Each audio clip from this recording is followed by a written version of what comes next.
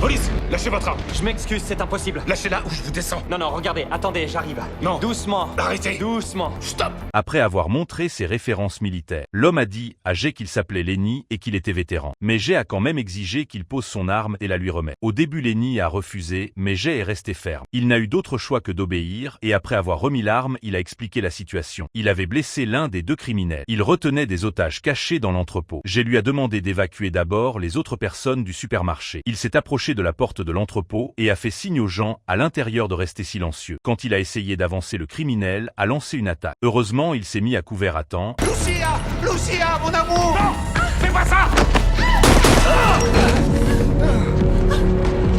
Inquiet pour l'état de Lenny, il voulait rester. Mais Lenny a insisté pour qu'il poursuive le criminel. Pour ne pas gaspiller son sacrifice, Jay a choisi de le poursuivre. Mais le criminel s'était déjà enfui en voiture. 531 Georges, coup de feu tiré derrière la pharmacie. 2 hommes en fuite dans une berline bleue, vieux modèle, pas de plaque. Longueur de Nord sur Franklin.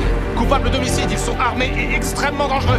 Jay et Ellie sont arrivés à la chambre d'hôpital. Ils voulaient obtenir des indices grâce à Lenny. Quand ils ont réalisé que Lenny ne pouvait pas fournir d'indices utiles, Jay lui a dit de bien se reposer puis a quitté la chambre. Mais ce qu'ils ignoraient, c'est que Lenny était en fait complice des criminels. Peu après, la police est arrivée dans une casse automobile. Mais une Corolla de 12 ans avec un pare-choc branlant, ça m'a rappelé ce que j'avais vu aux infos. Vous savez qui l'a déposé? Un mec normal. Vous avez son nom? On demande pas des noms. Tu veux te débarrasser de ton épave, on la récupère, c'est le deal. J'ai quand même essayé de le retenir un peu. Il a filé genre il y a 10 minutes. Votre voiture est juste là. C'est alors que Jay a remarqué de la fumée noire au loin. Sentant que quelque chose n'allait pas, ils ont couru vers la source de la fumée. C'était le véhicule suspect qui était en feu. Jay a décroché une borne d'incendie à proximité. Après avoir brisé la vitre, il a essayé désespérément d'éteindre le feu, mais il a échoué. Le véhicule a fini par exploser. Cependant, ils ont réussi à relever des empreintes sur la voiture. La police a rapidement identifié le suspect. C'était un homme avec un casier judiciaire nommé Benjamin. Mais cet homme avait une forte conscience anti-enquête, ce qui fait que la police n'avait aucune preuve reliant Benjamin au braquage de la pharmacie. Il ne pouvait donc que le surveiller, tout en cherchant d'autres preuves clés. Bientôt, Ellie, en enquêtant sur le téléphone de Benjamin, elle a découvert un indice inattendu. Elle a pris Jay à part en privé.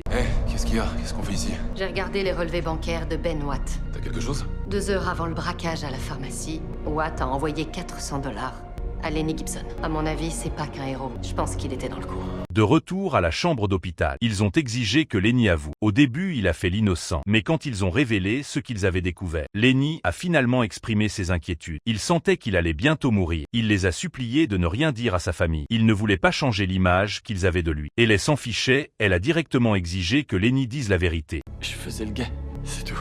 Je devais les prévenir quand les médocs qu'ils voulaient étaient livrés. Ils m'ont juré qu'ils feraient de mal à personne. Mais après, je les ai vus tirer sur la pharmacienne. Ça